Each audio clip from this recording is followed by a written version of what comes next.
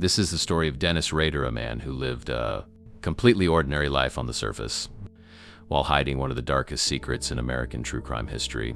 From the outside, Rader was unremarkable. He was a husband, a father, and an active member of his local church community in Wichita, Kansas. He worked in security and even took part in civic activities. Neighbors knew him as polite, reliable, and involved. Nobody suspected what was happening behind closed doors. Between 1974 and 1991, a series of murders shook the city. The unknown offender became known as BTK, which stood for bind, torture, kill. The name came from letters the killer himself sent to police and the media, describing his crimes in disturbing detail and taunting investigators. The case went cold for years. Life in Wichita moved on, but the fear never fully disappeared. People still remembered the pattern, still remembered the name, and still wondered if the killer had simply stopped or was just waiting. What made the case even more unsettling was how normal everything remained around Rader during that time. He continued his everyday routines. He raised his children.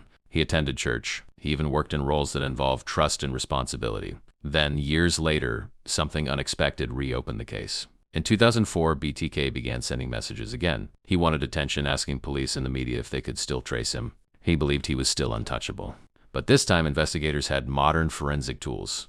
One small clue, a floppy disk he sent to the police, helped authorities trace digital information back to a church where metadata pointed toward Rader. In 2005, he was arrested without incident. The man who had spent decades hiding in plain sight was finally exposed. During questioning, Rader spoke calmly about his actions, describing them in a detached way that unsettled investigators. He admitted responsibility for multiple murders spanning nearly 2 decades. What made this case so chilling wasn't just the crimes themselves, but the contrast between two lives existing at once: the quiet neighbor and the person responsible for one of the longest-running investigations in the region's history. It became a reminder that sometimes the most disturbing cases don't look dramatic on the outside.